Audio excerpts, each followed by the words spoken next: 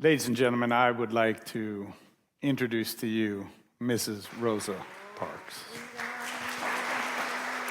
Oh, freedom,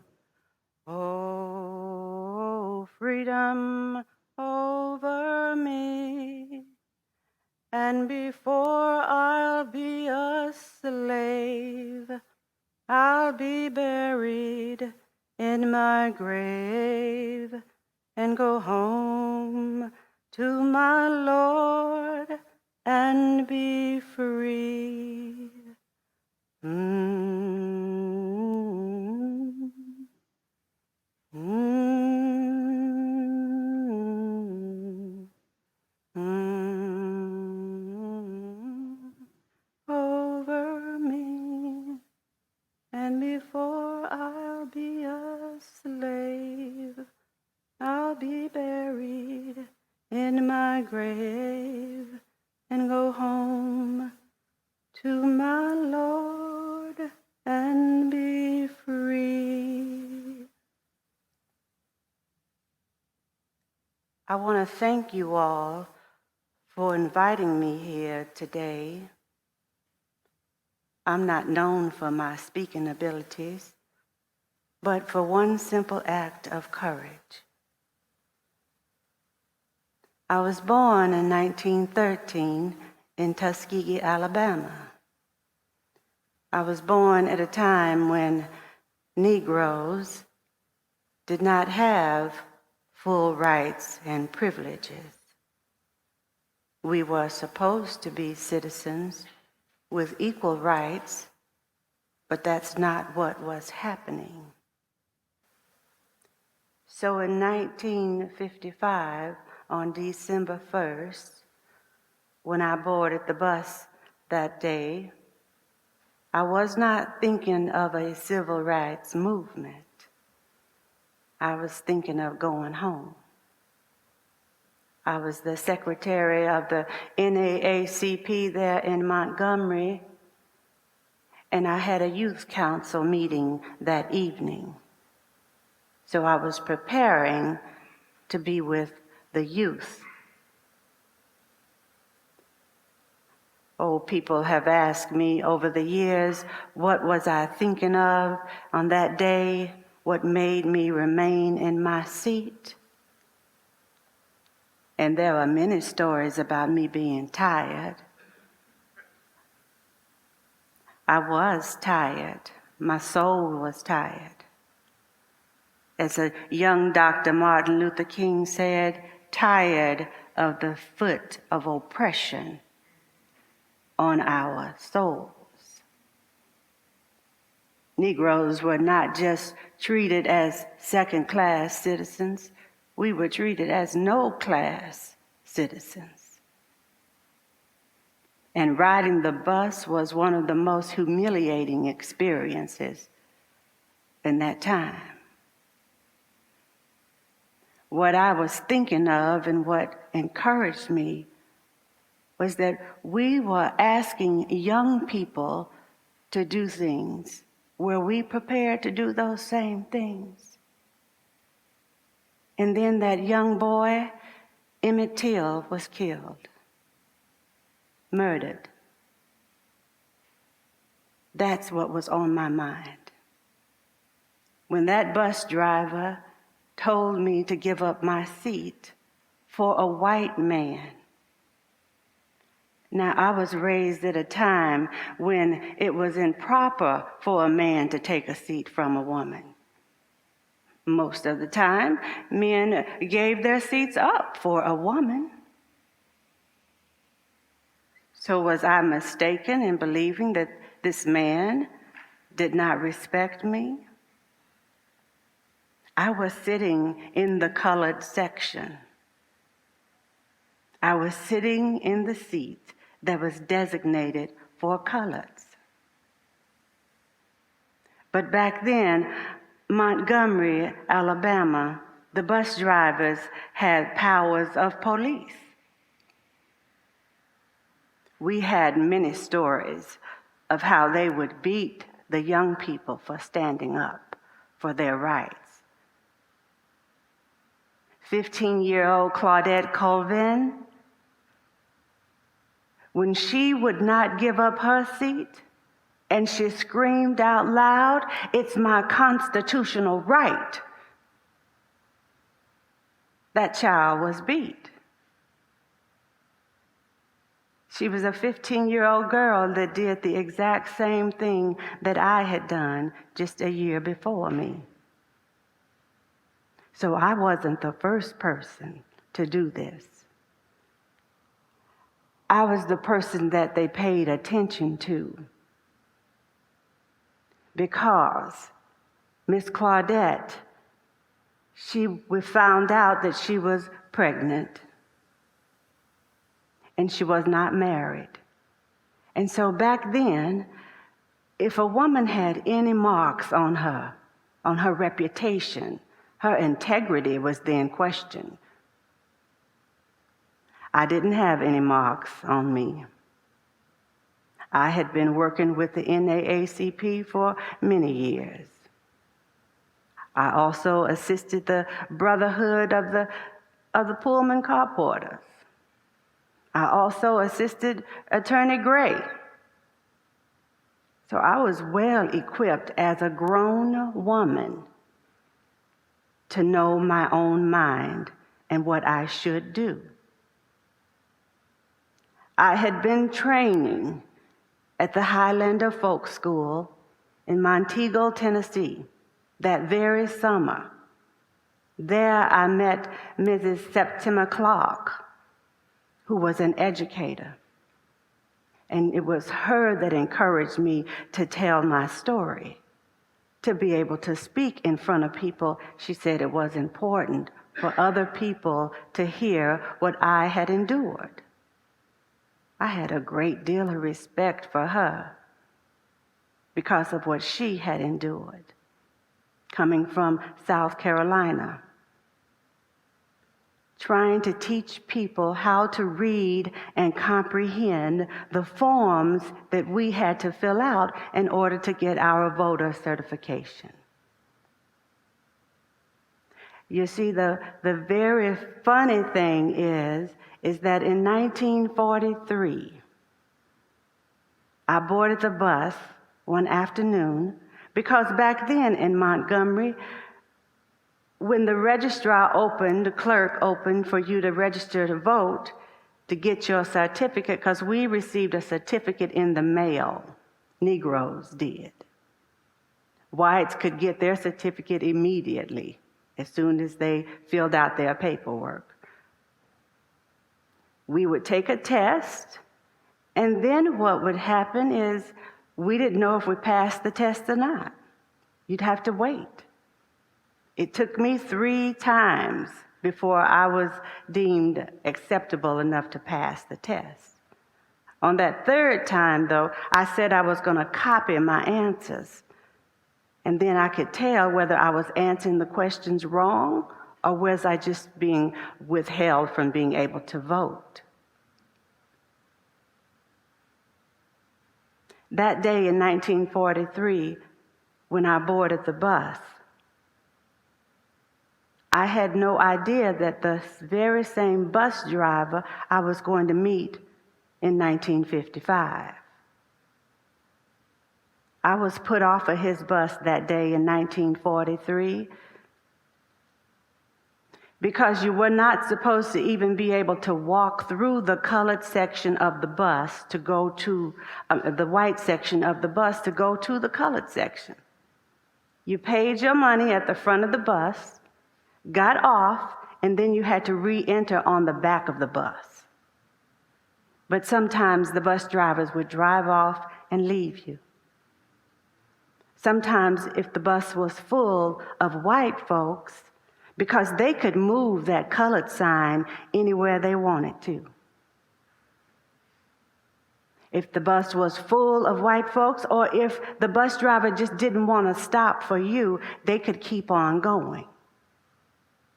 That's humiliating. But on this day in 1943, When I was on my way to take the test for my registration for my voter card, I boarded the bus. On the front, there was no one sitting in that white section, so I walked right through it and right back to the colored section. The bus driver told me I know better than to do that. I had to get off the bus and board on the back, and I said, but I'm already in my section. I'm all right. He said, you know, you are not supposed to do that. I'm going to have to ask you to get off my bus. And I said, but I'm already here. We don't need to make a fuss about anything. And do you know that that bus driver reached for my arm like he was going to gather me up? And then he raised his hand at me as though he were going to strike me. And I simply said to him, don't you do that. And he dropped his hand, and he was infuriated. And he said, get off my bus and don't you get back on, ever. I said, all right. But as I was walking through that white section again, and as I got to the door of the bus, I dropped my handkerchief on the floor. And so my mother had always taught me that a woman, a lady, never bends from the waist to pick up something from the ground. You bend your knees and you dip down. Well, when I bent my knees and dipped down, I barely touched that white section seat to retrieve my handkerchief. That made the bus driver even more madder. And he said, don't you ever ride my bus again. Well, I had not ridden the bus, not until that day in 1955. I boarded the bus as we were supposed to do, paid my money, and then got on in the back. And I was sitting in the first seat of the colored section. Another man sat beside me, and then the bus started on. Well, another man then gets on, a white man. And the white section was full by then, and there were people sitting in the colored section. The white man comes back there, and we don't get up. You see, the interesting thing about this thing about sitting in this colored section and the white section is that on the bus, you couldn't sit across the aisle from a white section, from a white person. So even if the other people on the other side of the aisle got up, the white man still was not going to sit there because there's no equality with segregation. Not just sitting on the seat with me, but sitting across the aisle from me was not allowed. And I simply said, no, I'm not going to give up my seat to a man. It was something about that I just could not do in that moment. At the Folklander School, at the Highlander School, we were being trained on how to resist. We had never heard of a civil rights movement or a movement at all there in Montgomery. The violence against Negroes in Montgomery is something that you don't even want to talk about. So there at the Highlander School that summer, they were training us to know how to combat this in some way. What was really happening? What were our rights if we got arrested? And we were also an integrated group of people there at Highlander. So for the first time, I was in a space with white people and Negroes. And there was no violence. We slept in the same rooms. We ate in the same kitchen. We washed the same dishes. We shared in all the work, side by side. And it was amazing to me, because up until that time, I was really afraid of white people. All I had known and experienced from white people is violence. But my mother was a God-fearing woman, and she taught me that these are human beings, and we have a problem here with ourselves. So I remained prayerful all the time. I never stopped praying. But on that day, not only did I think of Emmett Till, but I then thought of all the ancestors before me, all of the things that they endured. And that's what gave me the strength to get prepared to endure whatever was getting ready to come my way. Because the bus driver said, I'm going to have to call the police. And I said, you may do that. And I just slid closer to the window and looked out the window, waiting for the police. When the police arrive, they come on the bus, and the officer said, come on with me. And I said, why must you all treat us this way?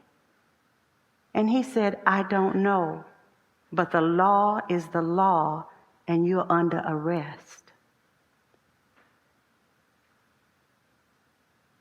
He took my purse. The other officer took the bag that I had with me, and they escorted me off of the bus. They put me in the back of the car, and then they put my purse and my bag with me. They never touched me, not one time. When I arrived at the police station, I asked for a drink of water, because we had separate water fountains, colored and white. Well, inside the police station, there was only a white water fountain. I asked for a drink of water, and they said, not at this time. We'll get to that later. I asked, may I make a phone call? They said, we'll get to that later. They took my purse and they took my bag, and they asked me to empty everything out of my pockets, and I did. I just had a little Kleenex in my pocket, and I took that out. The matron then took me upstairs, and I asked her again for a drink of water. And she said, I'll have to check on that. And I thought, my goodness, I'm not even worthy to get a drink of water. She put me in a cell by myself. And then I guess she must have thought about some things and felt kind of bad, because she come back to get me, and she said, there are 2 other colored girls over here. Do you want to go in the cell with them? And I said, yes, I don't mind. And so I did. When I got over to that cell, there were 2 young women there, and one of them wasn't very friendly at all.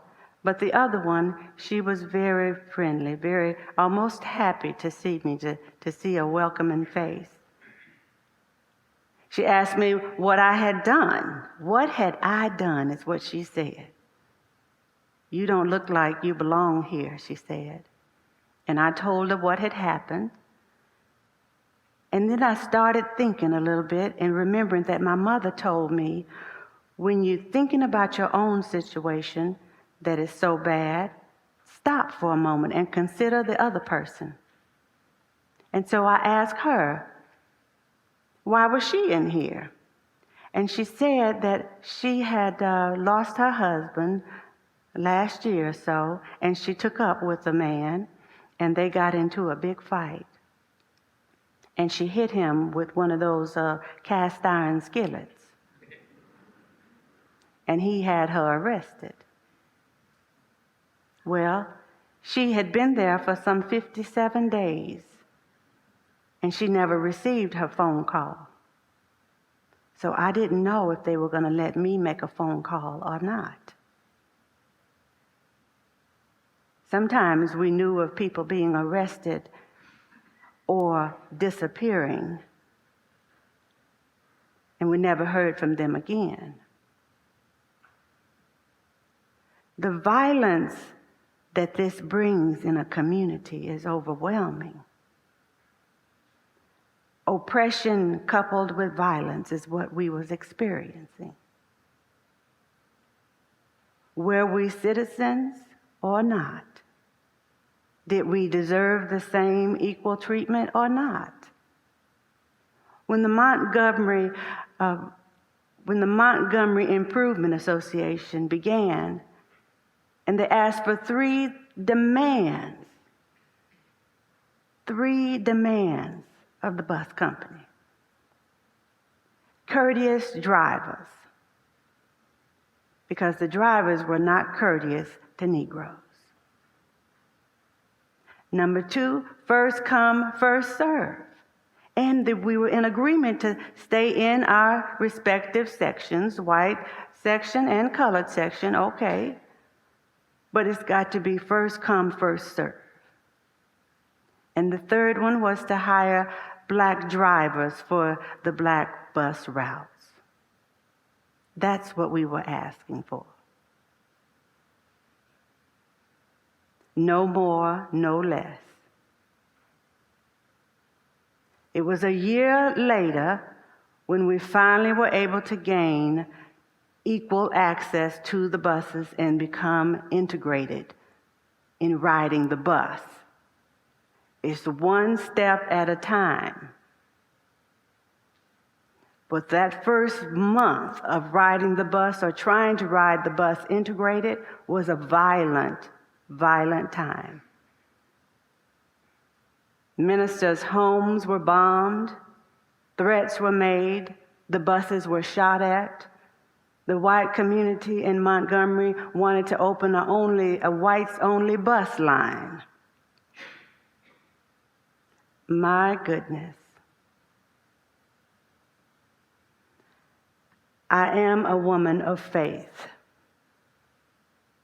I believe in the tenets of our Bible. And I know that we are all human beings. And we're all loved by God. And so we are here together. Why not let us love each other together and show kindness and respect to one another? And know that across this world, all people want to be free. They want to have access to the goods and services that they are promised as free citizens. I was concerned with the youth because at the time in Montgomery, our youth could not even go to the library and have access to the information they needed to do their homework. The United States government had created an exhibit called the Freedom Train. And the Freedom Train had the Constitution and the Declaration of Independence. And that traveled around the country. The only stipulation was that when they came into the South, you could not segregate the exhibit.